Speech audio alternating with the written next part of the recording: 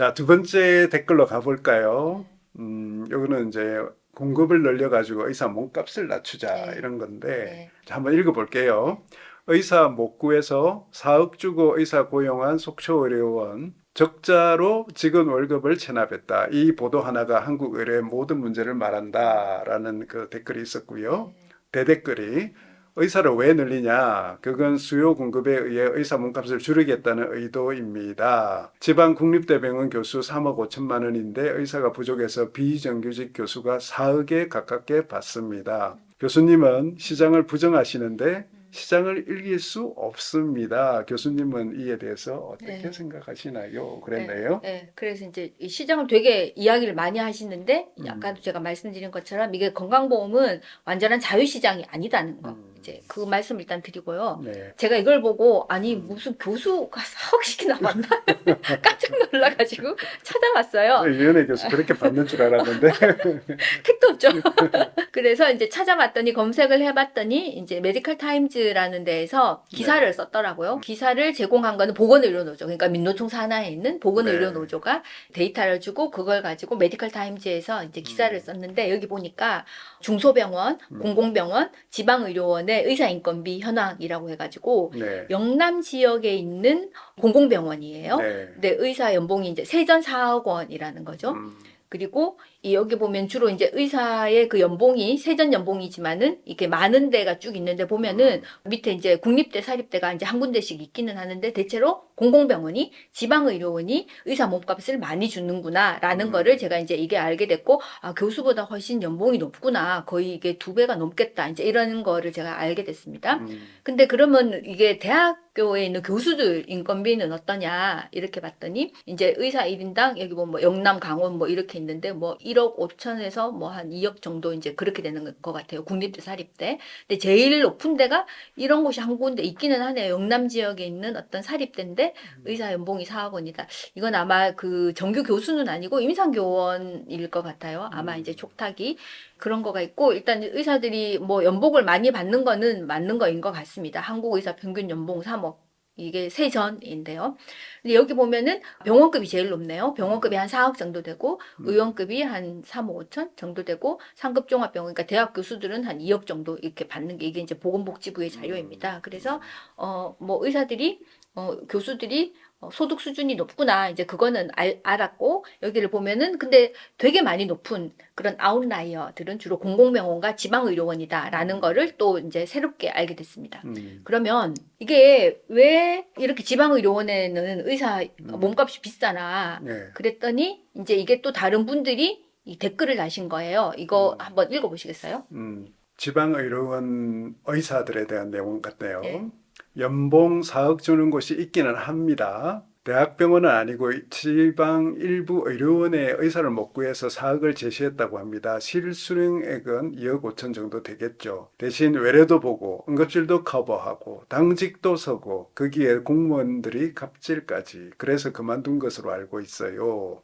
그랬더니 딴 분이 모모 의료원 이사를 당연직으로 몇 년 맡아보았습니다. 원장은 비의사로 보건직입니다. 병원 경영에 노조가 위세를 갖고 의사 인사를 좌지우지하더군요. 인간적 모멸감 등의 이유로 근무하기 어려운 상황. 홍 지사가 진주의료원을 폐쇄한 이유와 유사한 문제를 다 갖고 있었습니다. 이런데요. 네, 그래서 이제 실제로 지방의료원이나 공공병원이 의사 인건비가 높은 거는 맞고 교수 인건비에 거의 이제 배 넘게 있는 건 음, 맞는데 근데 그런 돈을 줘도 싫다는 거 아니에요. 지금 의사들이 예, 4억 주면은 이제 대부분의 사람들은 아 연봉이 4억이면 그게 뭐 세전이 됐던 난 당장 가겠다 이렇게 하지만 그게 싫다는 거예요. 왜냐하면 너무 괴롭히니까. 그리고 이제 이게 이 모멸감을 많이 느낀다고 합니다. 이제 공공병원에 있으면 음, 왜냐면은 의사는 이제 잠시 있는 사람이고 그게 음, 이제 노조가 이제 딱 그렇게 가지고 있기 때문에 음. 존중해 주지 음. 않는다는 거죠. 이제 그래서 나가고 그거는 있는데 이제 그 사람들의 어떤 그런 관계의 문제일 수도 있는데, 네. 저게 제가 볼 때는 문제일 수 있을 것 같아요. 네. 외래 보고 뭐 입원 그죠. 환자 진료하고 이런 거야 뭐 당연히 해야 네. 되는 네. 건데, 응급실 커버하고 당직 커버하고 365일 당직. 이제 당직을 써야 된다는 네. 게 저게 고울이라든지 콜당직이어도 뭐 이런 멀리 못 거라도 가잖아요. 그렇지. 네. 그러니까 병원에 아예 이제 1년 365일 매여야 되고 특히나 그 분야에 자기 혼자 있으면 예. 굉장히 힘들 것 그러니까 같거든요. 이걸 예를 들어서 4억으로 한 명을 뽑지 말고 이게 2억을 주고 2명을 뽑아서 둘이 교대로 하게 하면은 훨씬 근무 여건이 낫겠죠. 근데 그렇겠죠. 4억 준다고 예. 엄청 막 이렇게 막 음, 방송을 하면서 이게 한 명이 감당하기가 너무 어려우니까. 그리고 이제 공무원 갑질, 뭐 노조 갑질 네. 이런 게 있으니까는 4억도 싫다. 이제 이런 음, 상황입니다. 근데 그러면 지방의료원이 왜 의사를 채용하게 됐을까요? 혹시 그거를 음. 생각해 본 적 있어요? 옛날엔 안 이랬거든요.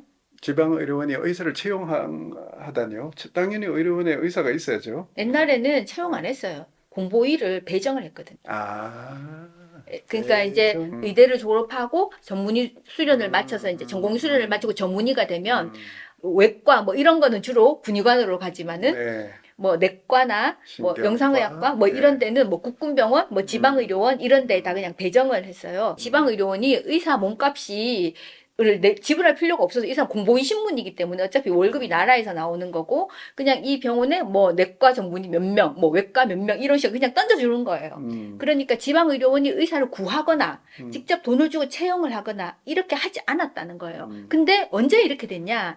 이게 의과대학이 의학전문대학원으로 전환을 하게 되면서 이게 군대를 가야 되는 의대 졸업생이 확 줄어든 거죠.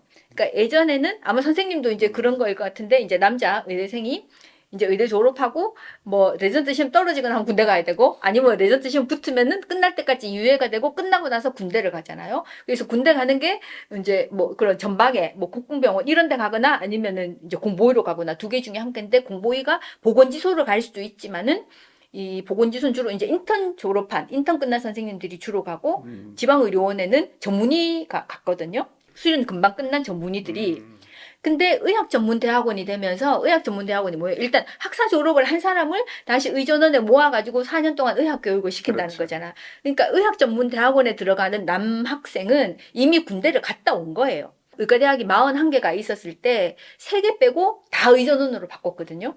다 의전원으로 바꾸니까 그 의전원에 들어가는 남자 의대생은 의전원 학생은 이미 군대를 갔다 온 거예요. 그렇죠.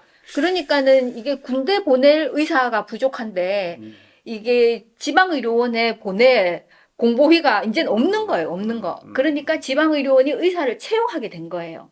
예. 그 지금 말씀을 예. 들어보니까 예. 공중보건의가 지역 의료를 진짜 떠받치고 있는 아주 중요한 그런 예, 인력들이었던 예, 걸로 맞습니다. 네, 보여지고, 무의촌이 없어진 것도 공보위 예. 효과거든요. 근데 지금 병원에서 지금 전공의들이 싹 빠졌잖아요. 예. 그래서 근데 대신 이제 지금 나와 있죠, 문제가. 굉장히 이제 어려운데 예. 지금 지방의료원의 공중보건의가 제도에 의해서 빠져버리고 나니까 이제 저렇게 어려워졌는데 우리 지금 대학병원들도 조만간 지금 지방의료원이 겪고 있는 어려움 비슷한 걸 그런 거를 그렇게 될 수도 겪게 될 가능성도 있겠다 있겠죠. 이런 생각이 갑자기 어, 드네요. 예. 그럴 수도 있습니다. 여기에서 문제가 발생하는 거예요. 그러면 음, 의대를 의학전문대학원으로 바꿀 때 음, 이게 의협도 반대하고 모든 의과대학이 다 반대했거든요, 사실. 그렇죠. 근데 거기에 이제 당근을 주면서 음, 의전원으로 전환하면 법대가 없는 대학에 음, 법전원을 만들어 주겠다라든지 음, 정부 지원금을 더 주겠다라든지 음, 교수를 더 뽑을 수 있게 해주겠다라든지 음, 이런 식으로 당근을 주면서 전환을 했는데 저때 의협을 위시해서 이게 의사들은 거의 대부분 반대했어요. 음, 근데 저 정책을 밀어붙인 사람이 누구다? 보건복지부. 그러니까 보건복지부가 정책을 할 때에는 이 장기적인 어떤 그런 거를 보지 않고 그냥 눈앞의 것만 하는 이런 거가 수십 년째 쌓여 있기 때문에 문제가 생긴 거거든요. 그러니까 보건복지부가 의사들의 의대 학장들의 반대를 밟고 음, 의학전문대학으로 강행을 했는데 이게 엉뚱한 데서 이제 지방의료원에 이제 의사가 없게 되니까 안 그래도 지방의료원은 적자인데 몇 억씩이나 주고 구해야지 되니 이게 더욱더 경영이 어렵게 된 거겠죠. 음, 그래서 이런 어떤 정책을 할 때는 거시적으로 이게 딱 요것만 해결을 할 게 아니라 이게 어떤 파생 효과가 있는지 이런 거를 생각을 했었어야 됐는데 우리나라 보건복지부는 그런 생각을 전혀 못한다. 음, 이게 저는 꼭 지적을 해주고 싶습니다. 네. 그러니까 예를 들어서 이게 좋은 비유인지는 모르겠는데요. 남편이 있어요. 바람을 피웠어. 그걸 아내가 알았어요. 그러면은 이 문제의 핵심이 누구죠? 남편이잖아요, 남편. 그렇죠. 남편을 아, 잡아야지. 남편을 아, 족쳐야 되는데, 이게 마누라랑 상간녀가 머리채를 잡고 서로 싸우는 약간 이런 거 비슷한 거예요. 그래서 이 제도를 엉망으로 만든 보건복지부는 뒤로 빠져 있고 의사랑 환자랑 서로 막 감정을 상하게 하면서 네. 환자들은 국민들 의사를 악마화하고 음. 의사들은 그걸 보고 너무 상처받고 음. 이런 식으로 악순환을 하게 되는 거죠. 그게 이제 너무 슬픕니다. 그러니까. 그리고 이 보건복지부의 그 문제를 제가 저번 시간에도 좀 말씀을 드렸는데 지금 의대 증원을 뭐 하냐 마냐 몇 명을 하냐 이 근본적인 문제가 보건복지부에게 있어요. 왜냐면은 이 의대 정원을 줄이기로 결정한 게 2003년이고요. 네. 실제로 350명을 줄인 게 2006년 정도거든요. 그리고 그때 동시에 또 의학전문대학원이 전환이 됐는데 의학분업을 하면 의사를 줄이면 안 돼요. 왜 그렇게요? 왜 그렇죠? 왜냐면 의학분업의 슬로건이 뭐였죠? 진료는 의사에게, 약은 약사에게. 예. 근데 의학분업 전에는 어땠는지 기억나세요? 의학 분업 전에는 의원이나 병원에서 다 약도 다 받아가고 다 했죠. 예, 약국에서는? 그 말씀이군요. 예. 약에서 아주 예. 간단한 질환들은 예, 그러니까 약사들이 예를 약을 줘서 들어서 해결했다 옛날에는 이거죠. 감기인 것 같으면 배가 아픈 것 같으면 약국에 가서 약국도 아니야. 우리 동네에는 약방이 있었거든요. 약방은 정규 약대를 나온 분이 아니에요. 이게 약국에 가서 뭐 배가 아파요 이러면 약사가 이제 약을 이렇게 그랬죠. 조제를 해서 줬단 예, 말이에요. 예. 근데 의학 분업이 되면 진료와 투약이 분리가 되잖아요. 그렇죠. 그러니까 내가 약을 받으려면 옛날엔 약국을 가도 약을 받을 수 있었는데 약을 받으려면 무조건 의사를 거쳐야 약을 받을 수 있게 된 거예요. 그러면 진료량이 늘어나겠죠. 옛날에는 그렇죠. 많이 아파야 의사를 만났는데 지금은 그냥 뭐 약만 조금 간단하게 먹으면 되는데 그 약을 먹을래도 의사를 만나야 되니까 의사의 진료량이 더 많아지는 거죠. 그 의사의 업무량도 많아지잖아요. 그럼 의사를 줄이면 되게요? 안 되게요? 그러게요. 그렇기 당연히. 때문에 의학 분업을 하면은 의대 정원을 줄이면 안 되는 거예요. 근데 그걸 동시에 한 거예요. 보건복지부가. 그러니까 이 정도로 보건복지부가 생각이 짧다는 거예요. 그러니까 너무 이게 참 비극이죠. 이 5천만 국민의 이 건강을 담당하는 이 부서가 하나의 이슈밖에 생각하지 못하고 이거의 파생 효과, 10년 후에 어떻게 될 건가 맞아요. 이거를 예. 전혀 생각하지 못한다는 게 그러니까 그 당시 이제 제가 얘기 듣기로는 그 이제 한 10% 정도 정원을 줄였던 거잖아요. 네, 그 10% 당시에. 줄였죠. 그것도 이제 계산, 나름대로 이제 예측에 의한 계산에 의해서 그랬다라고 하긴 하는데, 그 결과적으로 보면 이제 잘못된 판단이었던 걸로도 보여지고요. 또 의전으로 이렇게 우리가 바꿀 때도 제 기억이 나는데 그때 이공계 대학이나 망한다. 자연계 쪽에 그 대학 출신자들이 네. 의대를 오게 되면 소위 말하는 융합형 인재를 만들 수 있다. 그래서 의사 출신이면서도 과학을 하는 사람이 많아서 환자만 보는 그 임상의사뿐만이 아니라 기초를 하는 거나 아니면 이제 우리나라 의과학자 이런 거 많이 생기고. 바이오메디칼 쪽에 산업을 일으킬 수 있는 그런 요원들을 만들 수 있을 것이다라고 이렇게 막 열변을 토하는 걸 제가 들은 적이 있었는데 그 당시에 저 친구들이 과연 그렇게 할 수 있을까 했는데 망했죠. 여실히 예. 그 당시에 그래도 울산의대는 의전으로 이렇게 전환을 안 했었거든요. 그런데 그 안 하면서 받았던 불이익이 엄청나요. 엄청났었어요. 네, 맞아요. 근데 그거 다 감수하고 안 했는데 울산에는 되니까 그거 버텼겠죠. 그러니까 연대에도 절반만 전환을 하고 절반은 남겼거든요. 예. 그래서 전국에 공부 제일 잘하는 애들이 서울의대를 못 가는 거야. 서울대는 다 의전원으로 돼가지고 연대를 가야 됐어요.